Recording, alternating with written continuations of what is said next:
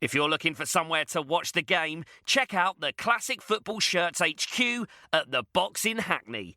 Screening every World Cup match with a pop-up shop, World Cup artwork and small shirt display from the 14th to the 24th of June.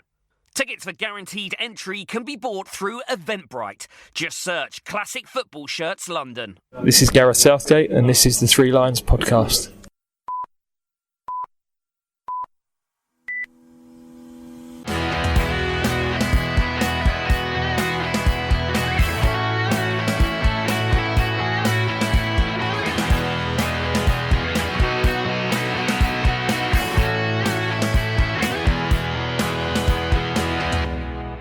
Hello there and welcome to episode 27 of the Three Lions podcast. My name is Russell Osborne. 25th of June 2006, England 1, Ecuador 0. David Beckham 60 minutes. The last time England won a knockout game in a tournament. Fast forward, 3rd of July 2018. This was finally put to bed as we again overcame yellow-shirted South Americans. Not only was it a result that was needed, but the fact it came via penalties. Of course, it's well documented how unsuccessful we've been, losing to West Germany, Argentina and Portugal in World Cups, and again in European Championships. So to finally put that hoodoo to bed is a massive lift, especially for Gareth Southgate, who must have felt a large weight lifted from his shoulders. Back in April, Gareth Southgate met with supporters going out to Russia at a fans' forum. One of the questions put to him was inevitably about penalties. Here is what he said then. I have to do it. It's a question, so I have to read it out. But we're going to talk about penalty shootouts. Okay, this one's to both of you. Given your experience with penalty shootouts whilst representing England, how difficult is it to fully prepare yourself for shootout conditions at a major tournament? And have you been practicing? Yeah, when we had the shootout in '96, obviously not as many games went to shootouts. The tournament in '90 did, but FA Cup ties, for example, went 3 or 4 replays. You know, they just went on and on and on. So there weren't many shootout experiences really. We did a little bit of practice, but when I look back now at how we might have done it, and in the teams that played in subsequently, I don't think we prepared anywhere near enough. That's not a criticism of the coaches at the time, because I said Terry was the best I worked with, but we just weren't sure what preparation could be done. So we've already started a couple of projects with the players and with our analysis teams on successful and unsuccessful shootouts. We've analysed what happens at the end of a game, because it's not even discussed. For example, we've got footage of players who maybe want to be left alone to their own thoughts, with one of the kit men or one of the other players constantly telling them where they should be diving. There's a brilliant one of Dave James who's just trying to focus on something and he keeps walking away from whoever's giving him advice. So these are things we've got to be clear on. What's our roles, because it can be chaos at the end of a game. Then there's technically, okay, who needs help with practice, who just wants to be left alone. So Harry Kane, Jamie Vardy, they are regular penalty takers. They have their own routine. They know what they're doing. They're comfortable if there's a delay. They probably don't want too much interference from us.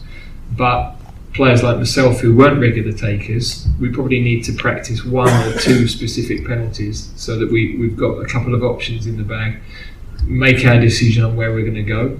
So we're then able to say to them, look, these are the areas of the goal, percentage-wise, that are more successful.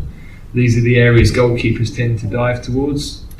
With the goalkeepers, there's lots of things on, can you distract the opponent? Can you study the opposition? Where do they go under pressure? So there's actually, goodness me, there's a huge project that we're in the middle of. So for sure we will be preparing. And we will prepare as best we can. Can we exactly replicate what that feels like? Well, no, but the closer you can get to that, the better chance we have of succeeding, I think. So it would be foolish for us not to have learned from what's gone in the past. Textbook, you heard it here first stuff. Now, we'll talk more about the game with Gary Jordan very soon. He's author of the 1982 England book, Out of the Shadows.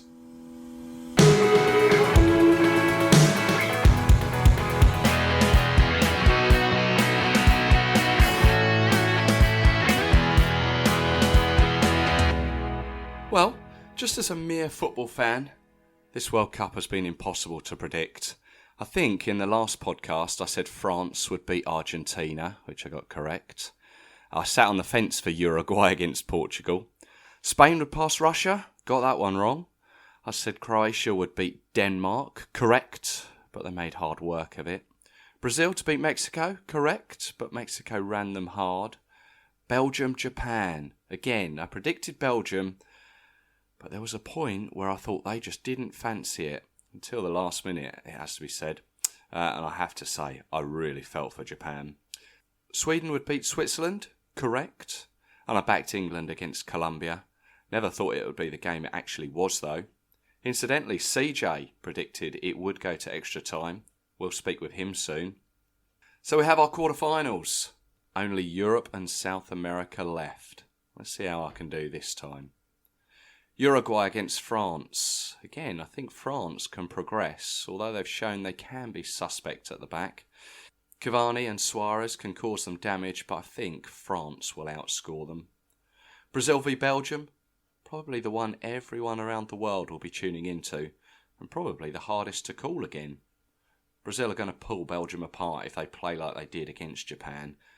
And I don't think we've seen the best of Brazil that we just know and love just yet, so I'm going to go for Brazil on that one. Sweden against England. Twice we've met them in the World Cup, 2002 and 2006. Both have been draws. Something is going to have to give. The momentum and spirit the Colombia game will have given the boys has to mean something. We have to go through. Russia, Croatia. Well, who saw Russia going past Spain? Not me. I'm going to say it again. I think Croatia will see the hosts off. At times, it feels like the big boys haven't really taken this tournament seriously, going out to so-called weaker teams. Or perhaps there aren't weaker teams in this tournament anymore. Germany in the group, Argentina not showing anything near their capabilities. Likewise, Spain going out to Russia. How they didn't step it up within 120 minutes, I don't know. Current European champions Portugal also going out. I think, again, as I said in the last podcast, this is anyone's World Cup.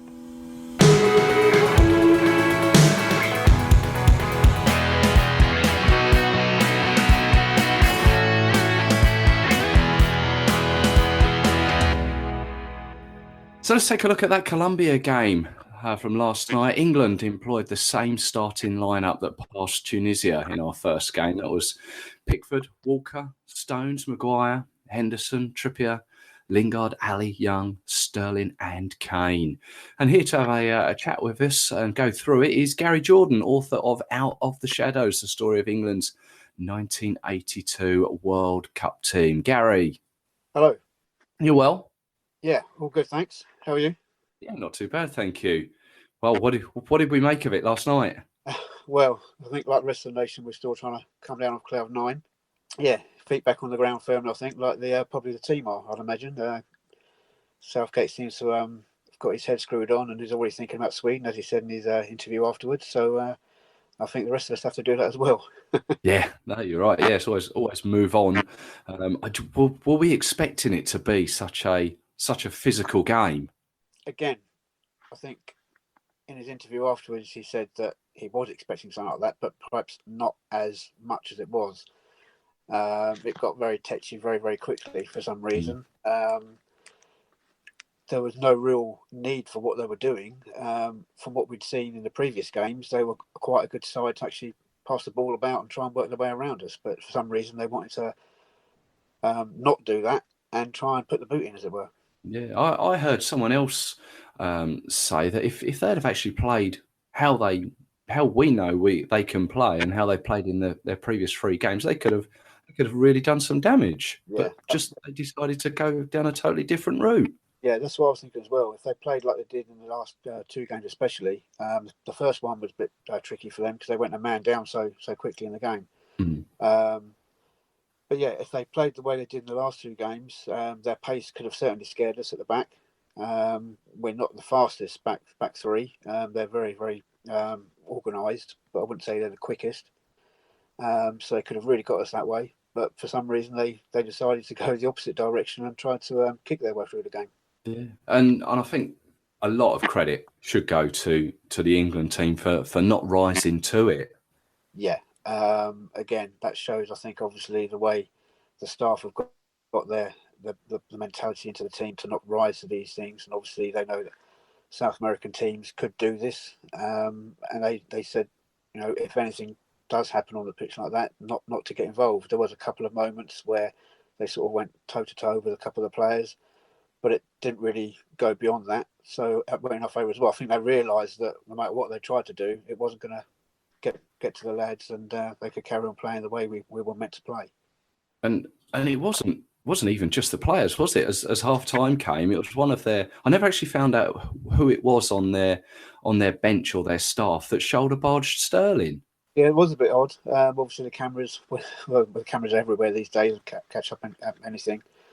But it was a bit odd. They picked up on that, and he didn't get sort of punished for it. Obviously, the fourth official was involved on the sideline, and he sort of was giving him the no, you can't do that and can't get away with that. But obviously, he did to a certain extent. So yeah, obviously they tried to get to us whichever way they could, and thankfully, as you said, we didn't rise to it, and it didn't work out that way. And you mentioned the cameras. There's so many cameras around grounds now, aren't there? And it's amazing that the incident with Henderson and Barrios went unnoticed as well. Well, yeah, the head one. I mean, obviously it was there, and it was there for all to see. And obviously the referee was sort of advised as to what went on. When you look at one of the replays, he did have his back to it. He was organising the left-hand side of the ball, and this happened on the right side. And obviously the players noticed it straight away, the English players, and called for them to have a look at it. They did, and obviously that's where he got the yellow card from. Should have been a red, maybe, possibly. It's one of those ones where you could say, yes, you have seen him given. Obviously, it's a straight headbutt. If it's in the letter of the law, then he's got to go. Yeah. The referee's interpretation of it wasn't deemed to be a deliberate act. I can only imagine that's the way why he didn't go. Yeah, well, it's different referees, different ways of interpreting the rules. He's actually from America, wasn't he, Mark Geiger, American referee? Right. Yeah.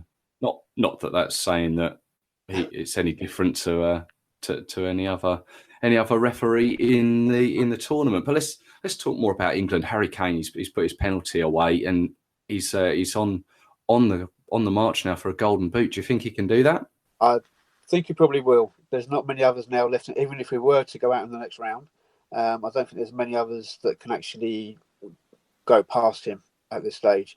You'd like to think, obviously, you'd get one more in the next game.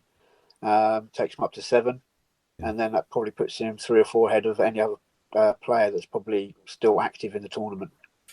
So that next game is Sweden. How do you see that going? Well, unfortunately, I can only see it being as tight as it was last night, and we'll be on the edge of our seats again. Completely different, obviously, the way Sweden will approach the game to Colombia, but just as organised, if not more so. They know a lot of our players, obviously from the European game, would have studied us hard. There's no reason why they will fear us. That's the thing now. At this stage, no team will look at another and go, well, there's no reason why we can't beat them. We're here for a reason. We've got here on merit, so there's no reason why we can't go on further. Progress themselves.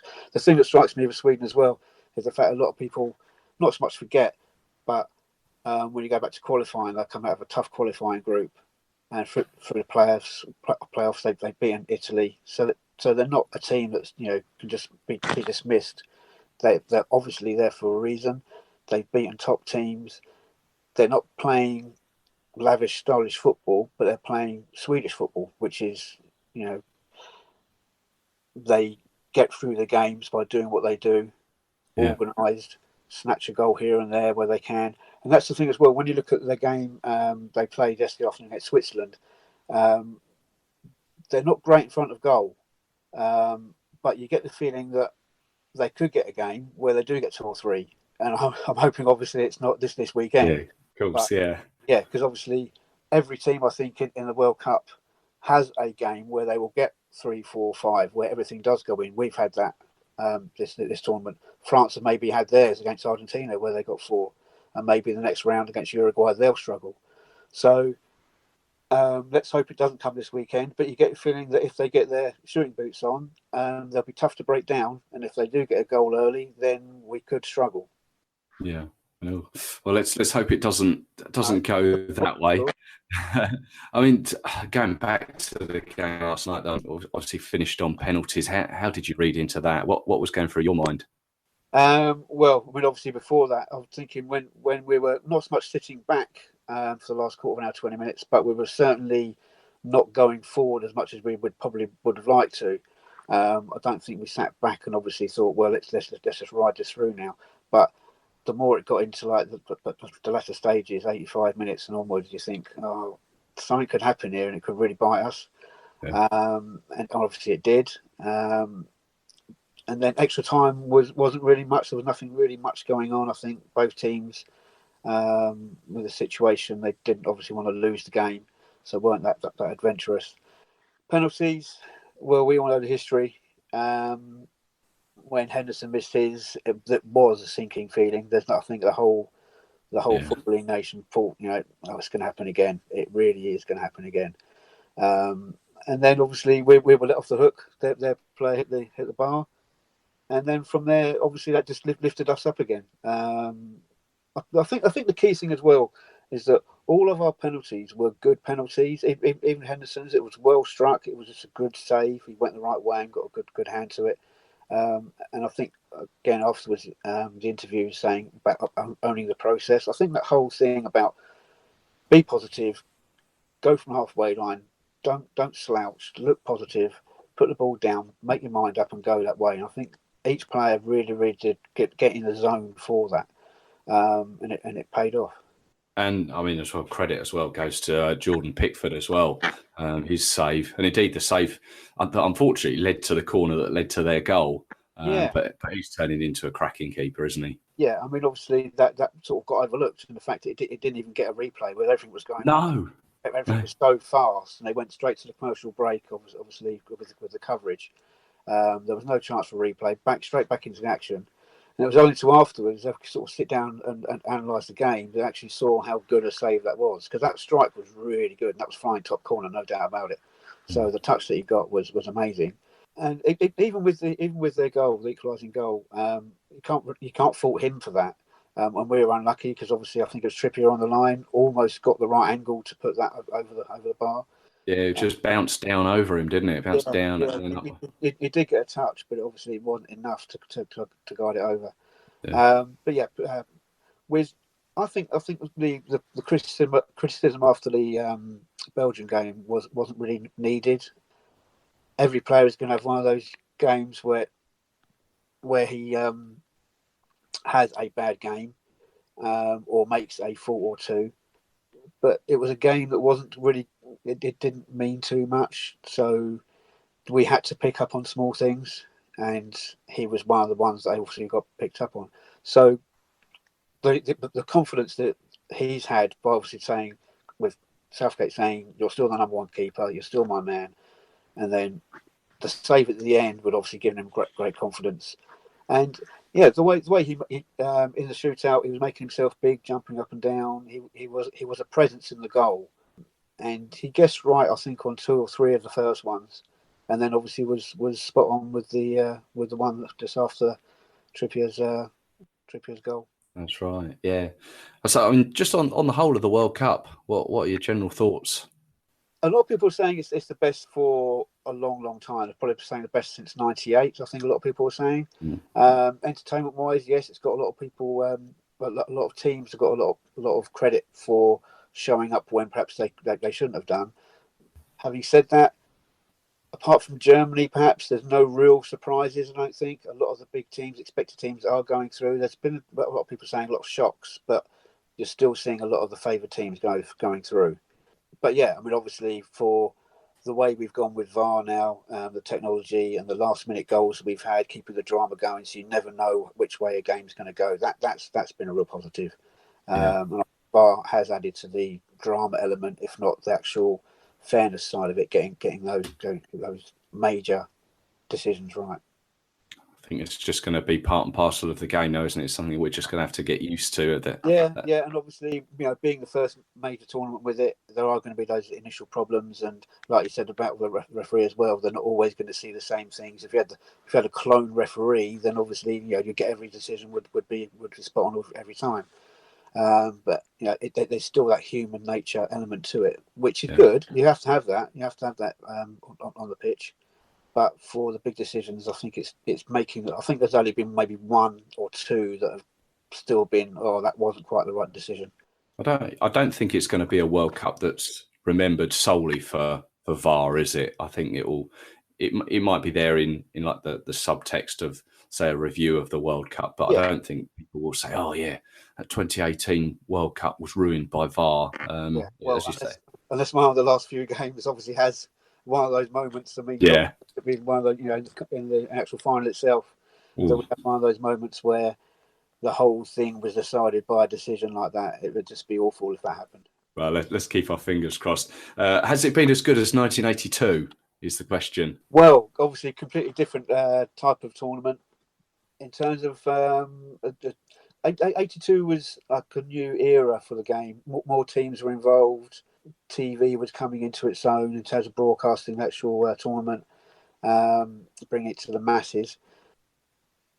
So it's difficult to compare it, but in terms of excitement and actual quality, I think it's there. There were a lot of quality teams in 82. Italy, Brazil, Germany and France, England. There was a lot of quality on the pitch. Had its own dramas as well. But it's difficult to compare, but it's definitely up there.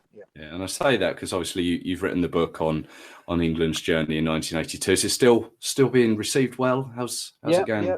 Yeah. Still getting some good reviews. A lot of people still picking it up, and obviously with the World Cup now, a lot of people seeing it on the shelves. So yeah, it's good. You can get that in the bookshop or Amazon as well, I think, can't you? Yeah, that's probably the main outlet. Get it from there. But yeah, it is around in the bookstores as well. Okay, well, Gary, thank you very much for joining us. Continue to enjoy the World Cup. Fingers crossed for England against Sweden. Yes, definitely. Like I say, I think it'll be close, but hopefully it won't be penalties this time. Hopefully we get a result in the 90 minutes. That's the good thinking. I like that. Gary, thank you very much. No problem. Thank you.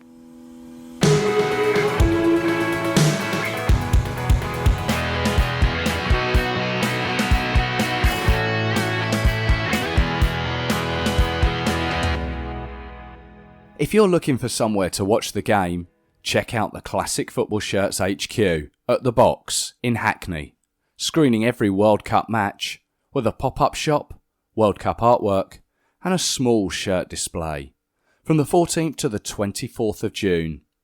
Tickets for guaranteed entry can be bought through Eventbrite. Just search Classic Football Shirts London.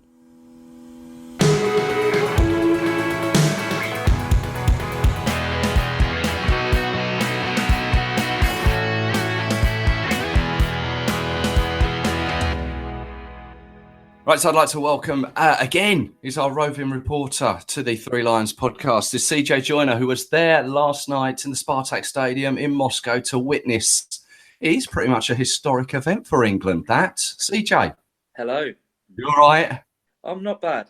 Where do we start? The game, the penalties, the atmosphere, the feelings, the relief. What was it for you? I mean, it was just unbelievable. I said before the game, I thought it would go to extra time and we'd win it in extra time. That's what I thought. Did. I thought 1-1 and then win it in extra time. However, I thought that we had more bottle as a team than what they did.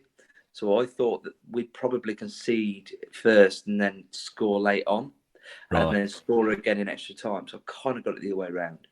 But I just think it was just brilliant. The performance wasn't the best, I must say. I thought quite a few players are struggling. Dele Alli looked dead on his feet after about half an hour. And Should have gone. Should have swapped him. Half I agree. time at the absolute latest. I think, I don't know what the decision was. I don't know what. You can't really say much about Dyer now, I suppose. But at the end of the day, he came when he came on. We're thinking, well, why not bring on Loftus-Cheek? Because I think it was 1-0 at the time, and we were thinking, surely Loftus-Cheek is more of a like for like. Yeah. And let's face it, we can't be shutting up shop now. One of the issues that we had was that when he took off Ali to start with, he should have done that probably half an hour into the game, half time at worst, really. When he took him off, I think we were 1-0 down. 1-0 up. 1-0 up. Yeah, it wasn't time to shut up shop, and I think Loftus-Cheek would have been the better option.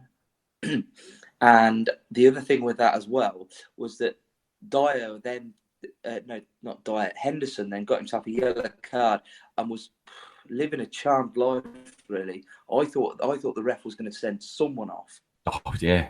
And it wasn't going to be one of ours, the way it was going. I thought he was going to send someone off, and he was desperate. He was handing out so many cards. It was like Christmas, wasn't it? And it was just... Yeah, and I think when that happened, that basically meant that Dyer was on the pitch already, and you couldn't then take Henderson off for Dyer, if you get what I mean. It just affected the dynamic a little bit. So that affected things there. And if Henderson had got set, I don't know what we would have done next game, because Henderson has been, I wouldn't say a revelation this tournament, but he's had a pretty good tournament, really. He's certainly given his critics something else to think about, hasn't he? Definitely, yeah. Did you see, or did you know what was going on with was it Barros? I think who supposedly headbutted. Well, he did headbutt Henderson. Did you see what was going on there? Have you? All we saw was a crowd of players. It's down the other end to where the England fans all were. So we saw a crowd of players. We saw Colombians and English players making sure one of our players was all right. So we thought, well, what's going on here? Then I got a WhatsApp message saying, who does he think he is? Zidane. And I thought, it must have headbutted. It must have been a headbutt or something. Yeah. And I was thinking, well, that doesn't make a lot of sense, because a load of there seem to be Colombians like just checking on him, and do you know what I mean? It was a little bit like that, and we didn't know what was going on until we saw WhatsApp messages from home or what have you. Yeah. So what I've got to ask is, why didn't he take it to VAR? I don't understand why that didn't go to VAR. Yeah, that's exactly what we thought when we were watching it. It's a horrendous challenge. Someone in his ear has got to say, have a look at the monitor for yourself. I haven't actually seen it. I haven't seen any. The only highlight I've seen over and over and over and over and over again, I just can't stop watching it, is Pickford's save. Oh, and yeah. I'm watching it over, and as a goalkeeper, I'm just watching that thinking, that is just so good. That is ridiculously good.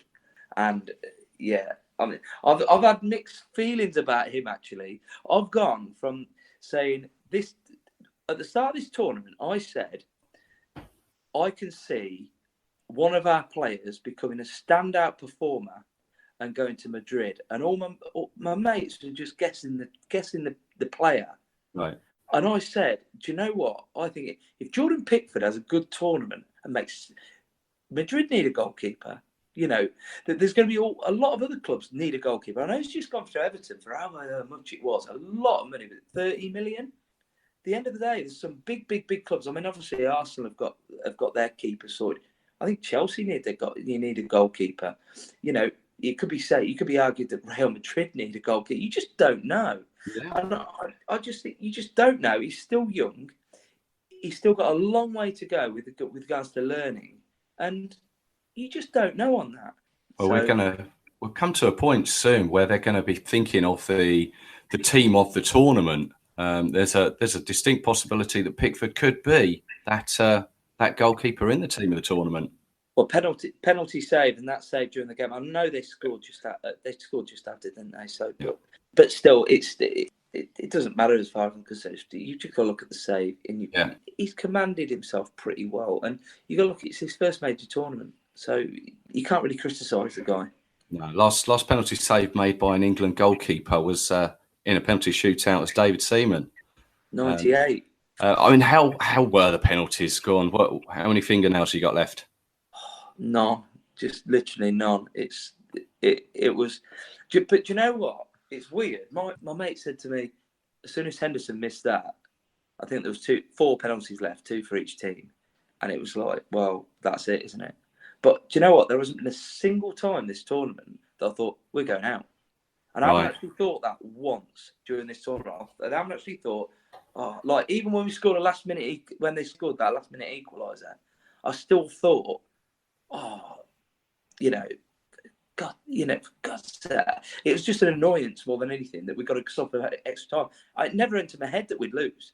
Right. It just genuinely didn't. Belgium was obviously different. Belgium didn't really matter whether we won, lost, draw, or whatever, or just abandoned the game. I don't think either team cared. But the other 2 games, even then, Tunisia, I was constantly thinking, we're going to score here. We're going to score. We're going to get a goal. We're going to get a goal. We're going to get a goal. And obviously Panama, well, we kept thinking we were going to score every 2 minutes. So, at what time was kickoff? Well, about every 8, 9 minutes, something like that. That's how I look at it with that. But there hasn't been a single time when I thought we're going out of this tournament. Even when when Henderson missed, I still thought we're not going out. We're just not. We're gonna find a way to win it. You've got great positivity. I love it. Well, a mate that I was watching the game with, when it came round to the penalties, he went and watered his garden, watered the flowers in his garden. What were people like watching through their fingers there? They were, yeah. I mean, a WhatsApp message that went up. There's a lad in a WhatsApp group I'm with. I think he's been to pretty much every game for quite a few years. He couldn't go to the game yesterday. He had to go home for work, Gutting. and he's coming back out now.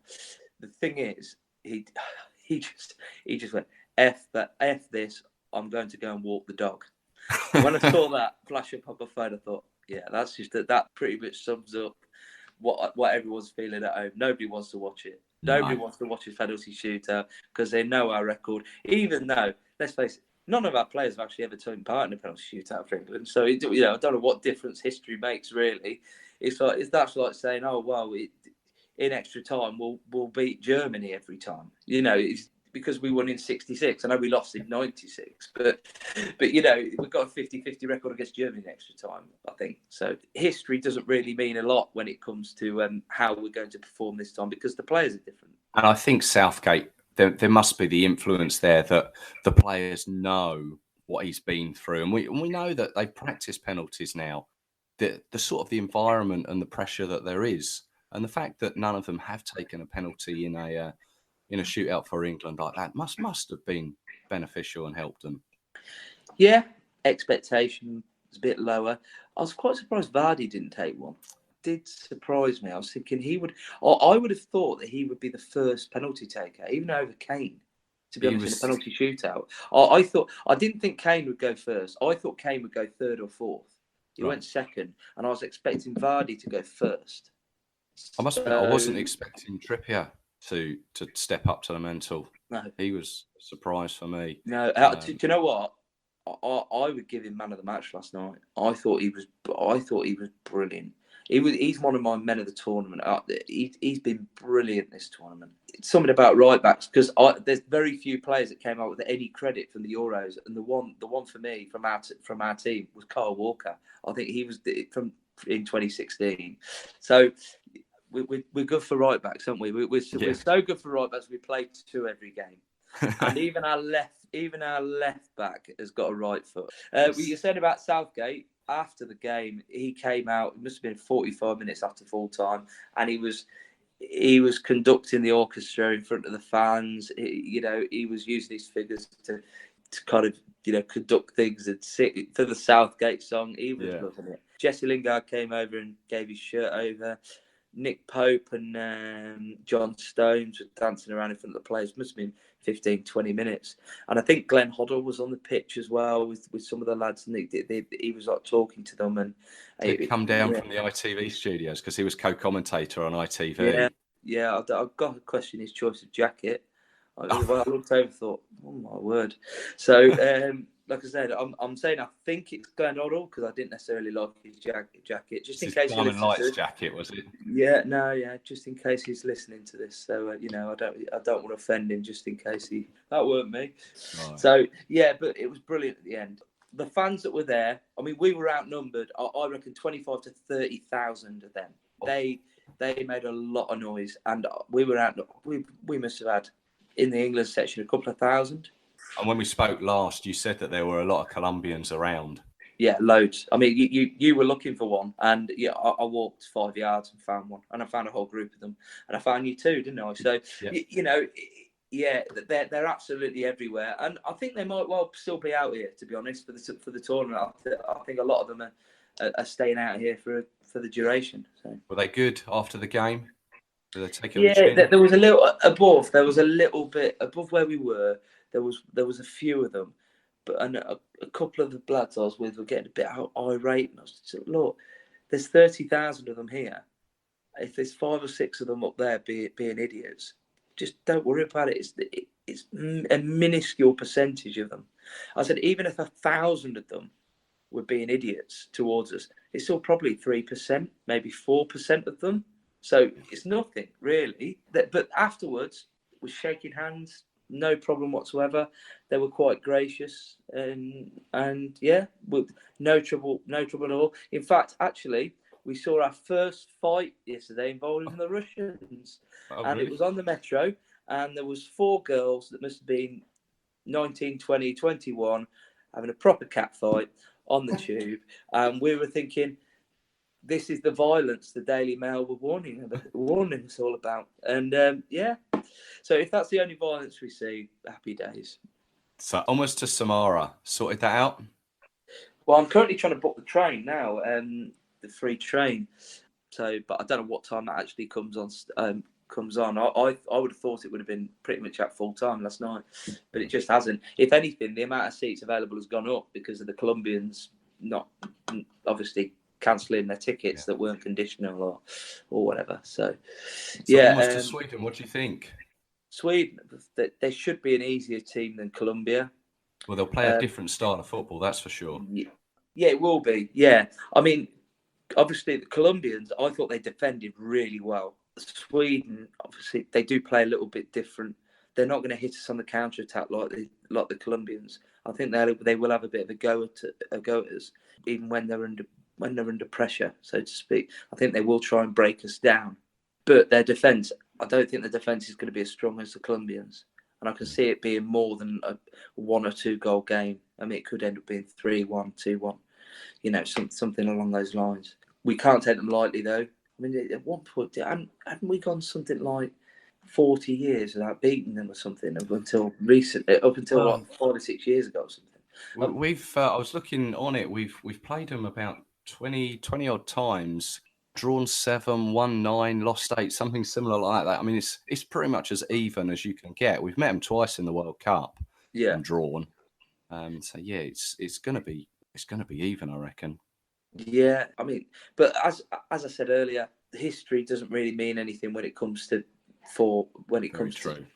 Because you're talking about players from 2002. So yeah. I mean, we've got a player not from much before that's now our manager. So that's one way of looking at that. So I do think though that they're not going to be easy. They are not going to be easy. But I was pleasant. I had a smile when I saw that they beat Switzerland, because I think Switzerland are obviously a better team. They're 100% a better team than Sweden, and we have got the better option. The big one for me is Croatia. I've said this all along, probably on every single one of these podcasts. They're the team to fear in this tournament. Now, I said at the start of the tournament, I thought 3 of the last 4 would be, if it's doable for them all to be in the semis. I don't know, with the draw and whatever. You'd have Brazil, Germany, and France, and then probably Croatia with them. And I said that from the start. Obviously, I'm kind of half right. Yeah, or 3/4 of the way right at the moment. So we shall see. Quarterfinal is on Saturday. We're talking on Wednesday. What are you up to next few days? As I said, I'm trying to book the free train at the moment for tonight, so that's our bed for tonight. And then So you're going to head on, try to go tonight? Yeah, well, it's the free train. It's the only one that's available, and it's as good as a paid-for train. So we're going to do that. We're finding some apartments in Samara at the moment that are pretty cheap, to be honest. There's like a group of 10 or 12 of us. Yeah. So we're going to have either a house. We're looking at proper neighbours style houses. Oh yeah. With pools and stuff that are really relatively cheap, but then there's also apartments as well that are really nicely kitted out. I think we're probably going to go for one of them because there's one right near the stadium. Yeah. Is that Dan and Dan on that? No, Dan. Well, Dan Bartlett's still here. Dan Saville's gone home. He's had to go home. Starts a new job on the 9th. He was thinking about it, but from Samara Saturday, get back for Sunday night. No chance. No chance in that. Not at a reasonable cost. So he's managed to sell his ticket through FIFA, which is a doddle, to be honest. They're really good. There's a load of touts camped outside the ticketing centre, and basically when the tout sells the ticket, they then walk into the ticketing centre. The FIFA people know they've sold them illegally on the street outside, but they transfer the ticket over to the person's name, and that's it. They've been relatively accommodating to the touts, to be fair. Okay. FIFA have, which is quite surprising, I thought. But he's managed to get rid of his ticket to a mate of ours. Actually, they've transferred it at the airport this morning. He's coming out for the final. But Dan Bartlett's out here for the duration, and we've got a guy called Garth Beck staying with us at the moment who organised the England fans team. Good stuff. Anyway, I'll let you get on. I'll let you get that train, or at least organise the train. Book it, yeah. Book it, yeah. And we can speak again after Sweden. Definitely. See ya.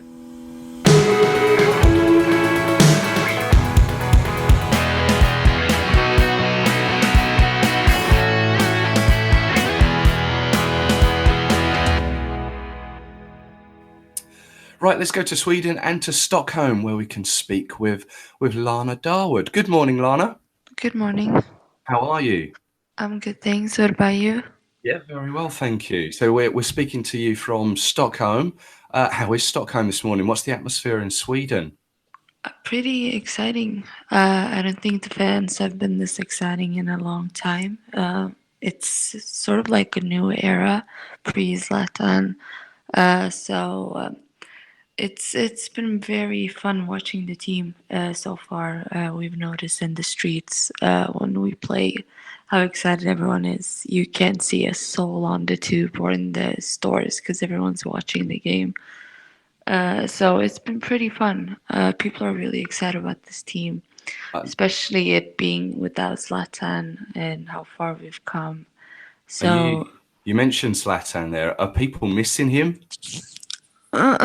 It's up. It's a mixed feeling. Obviously, there's those who never liked him to begin with. Then there's those who miss him, me being one of them. But it's not to take away from the team who's done so well without him. Yes, it seems like they're doing better without him, but now they're not dependent on him like they used to be, playing a completely different other system, being more reliant on each other compared to being reliant on one sole player. And obviously that's going to give you different results compared to before when everything went through him. I mean, the last time England played Sweden, we'll be quite glad not to have Zlatan in the team because he famously scored 4 goals and that incredible overhead kick. So we're kind of glad that he's not playing. Well, it was your fault. You kept saying how he hasn't shown up against English opposition. That's right. We gave him the bait, didn't we? We gave him the bait. So you qualified through the playoffs ahead of Holland, and again you famously put Italy out. So we should fear you, really, shouldn't we? You should. But I mean, that goes both ways. I would say I think that Sweden are fearing England and showing more respect than England are doing to Sweden, which isn't surprising because English fans in general have a tendency to not show the opposition respect. Well, from what I've seen when it comes to club football. I don't know how it is with the national team, but you guys are claiming it's coming home. We got to make sure that it's not. We are very positive here. I'd like to think that we do give the opposition the respect they deserve, but this is a new era for English football as well. Like you say, for Swedish football, this is a new era here. So yeah, we're confident. I'd like to think we're not going to get above ourselves, but we are confident. How did you feel when that draw was made and you drew Germany, and what's happened since? I was like, oh great, we drew Germany again. I was at because I was at Euro qualifiers a few years ago, and the Germany team then compared to the one now, it's like day and night. They were so good. Mesut Özil was at the heart of everything that was ticking, and now they just look like a shadow of the team they used to be. But I think that seeing how Mexico did, I think Sweden were very confident going forward. But then the whole Durmaz thing happened, unfortunately conceding that silly foul, which led to the winning goal, which led to some Sweden fans being awful. But I really like that the whole team has backed him. So many people have shown him so much love and support, and basically used the racist chance as a string to qualify by beating Mexico, beating Switzerland, hopefully England, and then going on. They're taking it game by game. Can you see yourself going towards or going past England and making it to the semi-finals? Because if you were to get to the semis, that'd be the first time since '94, wouldn't it? Are you is Sweden looking that far ahead? Is the media or the supporters? Well, I think they're just taking game by game. Seeing how English media has been with Sweden before, noticeably the 2012 game, how much some might not still like Zlatan, but they still take offense to the fact that it was shown so little respect, and Zlatan had to go out and basically just shut up the media by scoring 4 goals. But I think there's a sense of respect there, knowing that you guys are capable of beating us if you really want to, and I think that they're just studying how you guys work, key areas where we need to press, and just take it game by game. I don't think they've thought that far ahead. I don't think anyone should, to be honest. Just treat every game as a final. Okay. World Cup history between England and Sweden goes back to 2002. 1-1 in Japan, 2-2 in Germany. It's not going to be 3-3 again this time. Have you got a prediction for us? I'm hoping that we, avoid going to penalty shootouts. Oh yeah, join the club. No, but I think that you could win since you won against Colombia. It gives you that edge and that confidence to actually be able to go far. That's my big worry with England, is winning that first penalty shootout. Is that your first ever? I think first ever World Cup penalty shootout. Yes, we finally got rid of that off our back. And I think that is such a major boost. And I was like, crap, that's such a boost to that team to win it, because now you basically can do whatever you want. So please just win before we go next. Right. So I'm hoping Sweden win 2-1. Okay, all right. Lana, are you open to people contacting you on Twitter or something like that? Sure, I'm on Twitter. The Cocolito. You'll probably see a big profile picture of Umtiti. Okay, I will put a link to that on our Facebook page and our Twitter page and that. And Lana, thank you very much for joining us. I wish you all the best, but not too much of the best. But continue to enjoy the World Cup. You as well. May the best man win.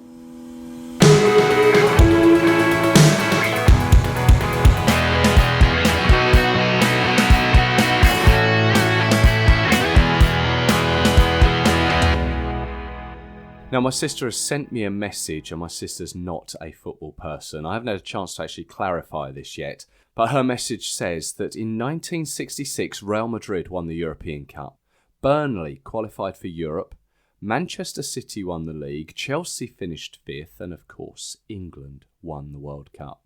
2018, Real Madrid won the Champions League, Burnley qualified for Europe, Manchester City won the league, and of course, you guessed it, Chelsea finished 5th. I haven't had a chance to clarify it, as I say. Could it? Could it? Will it?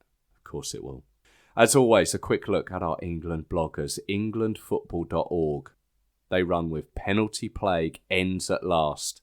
England won a World Cup penalty shootout for the first time ever as they saw off an ill-disciplined Colombia side in Moscow.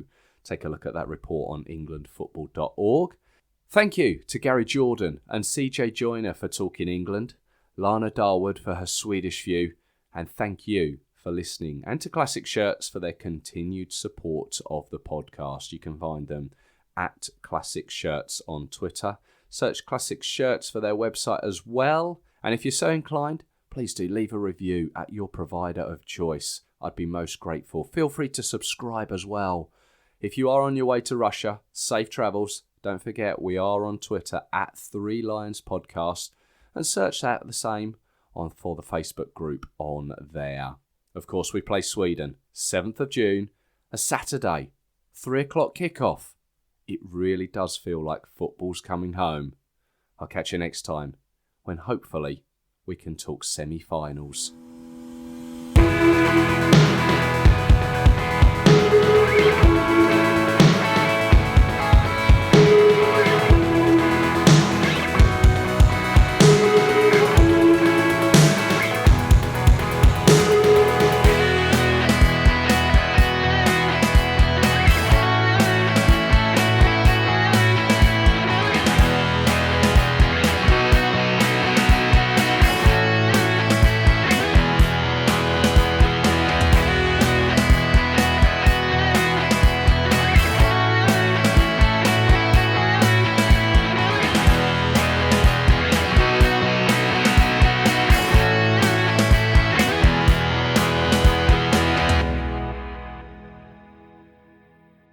If you're looking for somewhere to watch the game, check out the Classic Football Shirts HQ at the Box in Hackney.